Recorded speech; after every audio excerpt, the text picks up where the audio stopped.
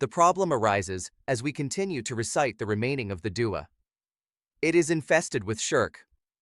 It is actually frightening the extent of the shirk in the dua. It mocks Allah and that mom we must stop doing immediately. The English translation of an ayat we recite in part 2 of the dua is, "And we have vested the knowledge and authority of everything in the manifest Imam, Surah Yasin, ayat 12. It will astound you, mom, when I tell you there is no such ayat in its entirety in the Quran." It is the leadership or the hierarchy, as you put it, who have reconstructed this ayat and slotted it in the second part of the dua. In the same part 2 of the dua, it also reads, "O Ali, help me with your kindness," and finally it reads, "Ali is from Allah." Why would anybody want to ask Ali for his kindness when Ali, a created mortal human being, is dead?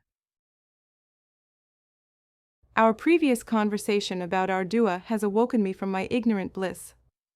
I have also independently verified what you had to say. Tell me, what else do you have to say about the dua? There is quite a bit which is at odds with Islam, and there are contradictions within the dua. Some of these I indicated during our last conversation.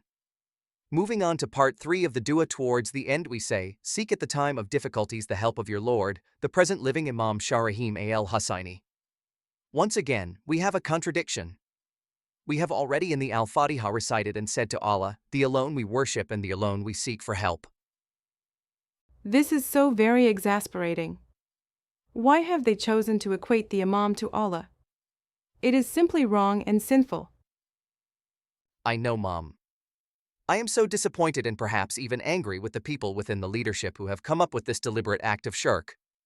But moving on, Mom, in part 5 of the dua, the last paragraph also is so improper and chaotic even. It reads, "O Imam of the time, O our Lord, Thou art my strength and Thou art my support, and on Thee I rely." This again is mocking Allah. Having recited the Al-Fatiha in the first part, this again is a total contradiction and shirk. These leaders have no fear. How will they face Allah? I know, Mom. It does make one wonder. Lastly, in the 6th part of the dua, whilst the opening paragraph is perfect in that Surah Al-Ikhlas, the 3-line surah, is so clear, perfect, and which describes Allah perfectly, but what is the point of reciting this surah if the preceding parts of the dua are riddled with shirk, such as Ali is Allah? The Imam by implication is Allah. We have just discovered that by saying the dua 3 times a day for the past 60 years or so has been a waste of time. It has not earned me any brownie points. To the contrary, I have been committing shirk, a major sin, 3 times a day. I have been so naive and stupid, and to make it worse, I roped you in also. Don't be too hard on yourself, Mom. You didn't know, but now that you know, you will do something about it. We both will. Finally, Mom, here is the cherry on the cake.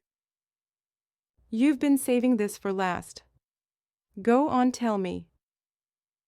It was sometime between 1953 and 1954 that the 48th Imam decided to introduce the Arabic dua and do away with the old Gujarati dua.